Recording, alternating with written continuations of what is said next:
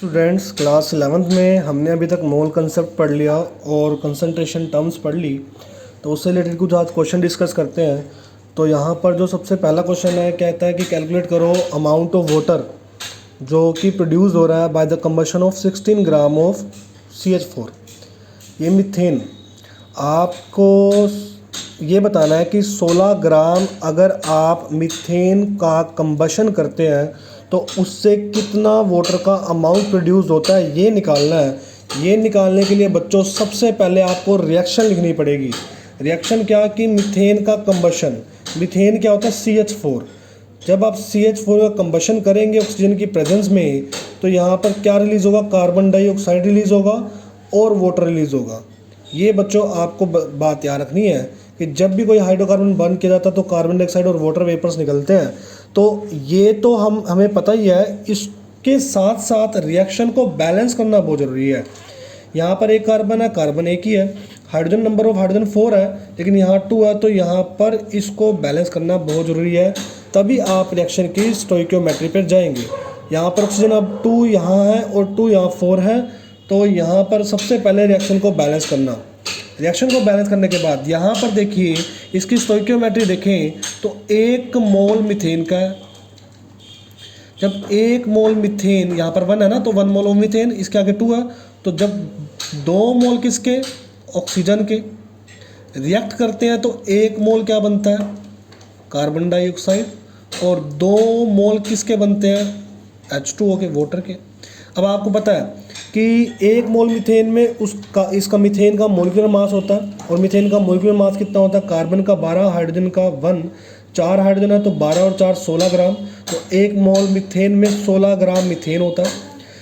1 मोल अगर ऑक्सीजन की बात करूँ, सिर्फ 1 मोल ऑक्सीजन की, तो ऑक्सीजन का मास होता है 16, 2 का होगा 32, 1 मोल का 32, लेकिन यहाँ पर कितने मोल है? 2 मोल, तो 2 मोल का उसका डबल हो जाएगा, कितना हो जाएगा? 64 ग्राम।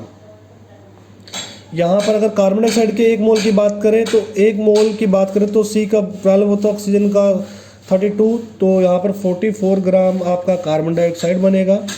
और वाटर का मोलिकुलर मास होता है 18 ग्राम, 1 मोल का 18 होता है, 2 मोल है तो 2 मोल का कितना हो जाएगा? 36 ग्राम। तो यहाँ पर बच्चों मुझे निकालना है क्या कि 16 ग्राम मीथेन अगर जलाएं तो कितना वाटर निकलता है। तो यहाँ पर ऑब्वियस ही बात है, यहाँ पर रिएक्शन की स्टोइकियोमेट्री से ही पता चल रहा है कि 16 ग्राम, देखिए 16 ग्राम अगर आप मीथेन को जलाते हैं तो कितना वाटर रिलीज होता है? 36 ग्राम। तो यही तो इसका आंसर है कि 16 ग्राम अगर आप मीथेन को बर्न करेंगे तो उससे 2 मोल वाटर मतलब 36 ग्राम ऑफ वाटर क्या होगा? ऑब्टेन्ड होगा। यही क्या है इसका आंसर।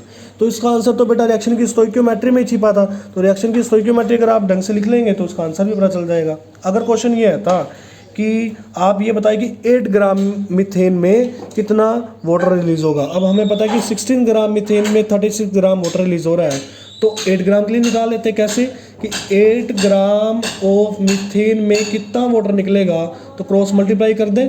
क्रॉस मल्टीप्लाई करेंगे कैसे? 36 ग्राम वाटर तो यही का यही रहेगा, और 8 ग्राम ऑफ मीथेन मल्टीप्लाई में जाएगा तो इसके साथ 8 ग्राम ऑफ मीथेन, और यहाँ पर 16 ग्राम ऑफ मीथेन डिवाइड में आएगा, तो 8 ग्राम ऑफ मीथेन से 16 ग्राम ऑफ मीथेन कैंसिल करेंगे तो 2 आएगा, और 2 को 36 पे कैंसिल करेंगे तो कितना आएगा?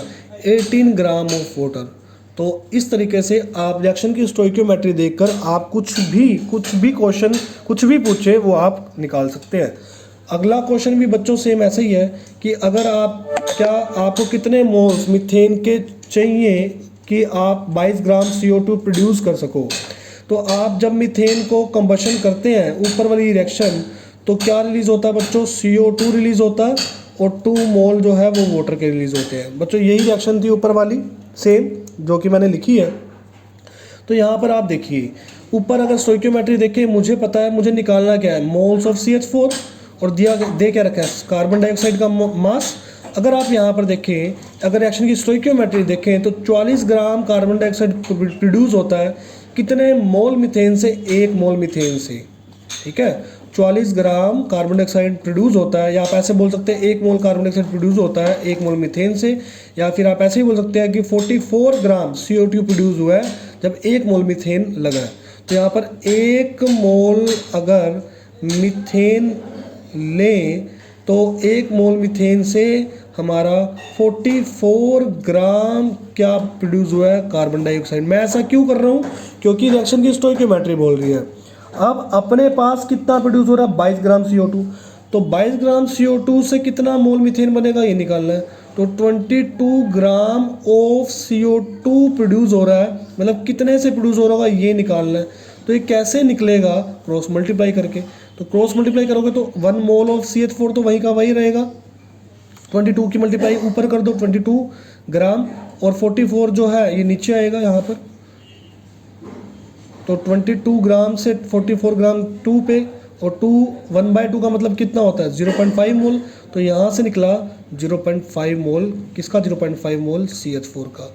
मतलब मीथेन का 0.5 मोल चाहिए अगर आपको 22 ग्राम CO2 प्रोड्यूस करना है। अगर वो मीथेन का बच्चों मास पूछता है तो 0.5 मोल का मास कैसे निकालते हैं, मोल को मल्टीप्लाई कर दो उसी के मोलिकुलर मास से, उसी के मोलिकुलर मास से। तो मोल कितने हैं, 0.5, और CH4 का जो मोलिकुलर मास है, कार्बन का 12, हाइड्रोजन का 4, 16 ग्राम। तो अगर आप इसको मल्टीप्लाई करेंगे तो कितना आएगा आपके पास, 8 ग्राम। कितना आएगा आपके पास, 8.0 ग्राम। तो ये इस तरीके से आप रिएक्शन की स्टोइकियोमेट्री से आपसे जो पूछा जाए आप उस तरीके से इसको निकाल सकते हैं। तो नेक्स्ट क्वेश्चन की तरफ बढ़ते हैं। तो नेक्स्ट क्वेश्चन क्या है स्टूडेंट, आपने क्या निकालनी है, कंसंट्रेशन। कंसंट्रेशन किसकी निकालनी है, कैलकुलेट करनी है कंसंट्रेशन किसकी, शुगर की। शुगर का फॉर्मूला है C12H22O11। बच्चों यहाँ पर कंसंट्रेशन टर्म्स तो बहुत सारी थी, अब ये कौन सी कंसंट्रेशन निकालने के लिए बोल रहा है, कंसंट्रेशन निकालिए मोल पर लीटर में। और मोल पर लीटर का मतलब कंसंट्रेशन टर्म कौन सी, वो है जिसका यूनिट मोल पर लीटर है, वो है बच्चों मोलैरिटी। और मोलैरिटी को कैपिटल M से लिखते हैं, और इसका जो फॉर्मूला होता है वो होता है given mass of solute by में molecular mass of solute into में 1 by volume of solution in litre. अगर मिलीलीटर में होता तो 1000 से मल्टीप्लाई कर देता। तो यहाँ पर अगर आप बच्चों देखोगे कि हमें शुगर की कंसंट्रेशन निकालनी है, तो शुगर सोल्यूट है, और ये जो शुगर है इसके 20 ग्राम डिजोल्व किए गए हैं इतने वाटर में कि 2 लीटर सॉल्यूशन बन जाए, in enough water to make final volume of 2 litre. तो आपने 2 लीटर वॉल्यूम बनाना, सॉल्यूशन बनाना है, तो आपने 20 ग्राम डिजोल्व किया। तो 20 ग्राम क्या हुआ, मास ऑफ सॉल्यूट। तो मास ऑफ सॉल्यूट कितना हुआ, 20 ग्राम। और बच्चों मोलिकुलर मास जो है वो आपको फॉर्मूले से निकालना पड़ता है। और फॉर्मूले से कैसे निकलेगा, C12H22O11, ये इसका मोलिकुलर फॉर्मूला है। तो जब आप इसका मास निकालेंगे, कैसे निकालेंगे, 12 कार्बन है और हर एक कार्बन का मास होता है 12, तो 12 से मल्टीप्लाई करें, plus hydrogen, number of hydrogen 22 है, हाइड्रोजन का मास होता है 1 gram, plus oxygen, number of oxygen 11, oxygen का मास होता है 16 ग्राम। जब आप इसको सबको ऐड कर लेंगे तो आपका मास निकलेगा 342 ग्राम। तो ये हो गया मोलिकुलर मास हो गया 342 ग्राम। यहाँ पर वॉल्यूम कितना बन रहा है, फाइनल वॉल्यूम 2 लीटर वॉल्यूम है, तो वॉल्यूम 2 लीटर है। तो जब आप बच्चों इसको सोल्व करेंगे तो 2 पे 10 कैंसिल करें, क्या आएगा, 10। तो 10 बाय में 342, जब आप इसको कैंसिल करेंगे तो कैसे कैंसिल करेंगे, तो यहाँ पर 10 को अंदर ले, 342 को बाहर, ऊपर 100 बनेगा तो पॉइंट ले, अभी भी नहीं जाएगा तो 1000 बनेगा। जब 1000 बनेगा तो 342 है, तो 342 जो है वो 3 पे तो चला ही जाएगा, तो अप्रोक्सीमेटली 3 पे जाएगा। लेकिन मैं यहाँ पर 0.2 ले लेता हूँ, तो ये 0.2 क्या निकलेगी, कंसंट्रेशन यूनिट क्या रहेगी, यूनिट रहेगी मोल पर लीटर, क्योंकि यहाँ पर ये मोल्स ऑफ सॉल्यूट बाय में वॉल्यूम ऑफ सॉल्यूशन था, तो इसकी यूनिट रहेगी मोल पर लीटर। इस तरीके से नेक्स्ट क्वेश्चन की तरफ बढ़ते हैं बच्चों। तो how much copper can be obtain from 100 gram of copper sulphate. तो हमने यहाँ पर हमारे पास कॉपर सल्फेट है। अगर कॉपर सल्फेट की बात करें तो कॉपर का मास है 63 ग्राम, सल्फर का मास होता है 32 ग्राम, और ऑक्सीजन, एक ऑक्सीजन का 16 है तो 4 का होगा 64। ठीक है, तो जब आप इसको ऐड करेंगे 4 2 6 और 3 9 और 6 3 9 और 6 15, तो 159 ग्राम अपने पास क्या है, कॉपर सल्फेट का मोलिकुलर मास।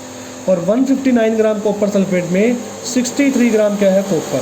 तो यहाँ पर स्टूडेंट अगर 159 ग्राम ऑफ कॉपर सल्फेट में अगर आपके पास 63 ग्राम ऑफ कॉपर प्रेजेंट है, तो हमने 100 ग्राम कॉपर सल्फेट में कॉपर निकालना है, तो 159 ग्राम था, तो मुझे 100 ग्राम ऑफ कॉपर सल्फेट में अगर कॉपर निकालना हो तो मैं क्रॉस मल्टीप्लाई कर दूंगा, तो 63 ग्राम ऑफ कॉपर इनटू में 100 gram of copper sulphate by में 159 ग्राम। तो 63 और 159 यहाँ पर इस तरीके से इसको सोल्व करेंगे और यहाँ पर हम क्या निकाल लेंगे कि 100 ग्राम कॉपर सल्फेट में कितना कॉपर है। तो यहाँ पर बच्चों इसको अप्रोक्सीमेटली सोल्व करते हैं।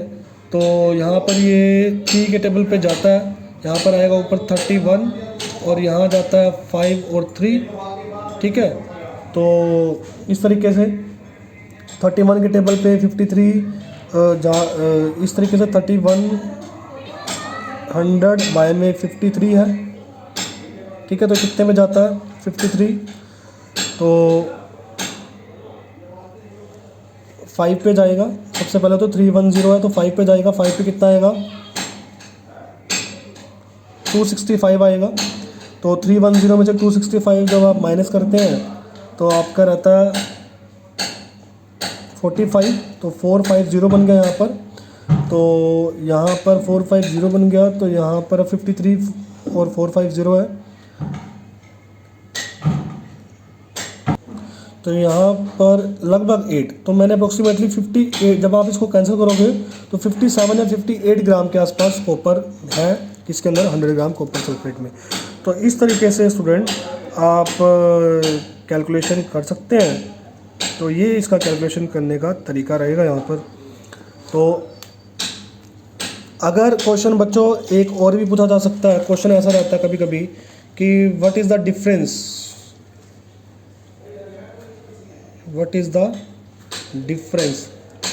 और डिफरेंस किसके बिटवीन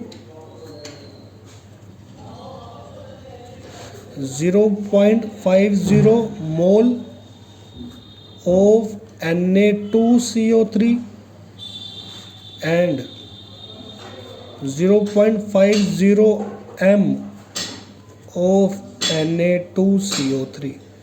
तो बच्चों एक तो आपके पास 0.50 मोल किसके, सोडियम कार्बोनेट की,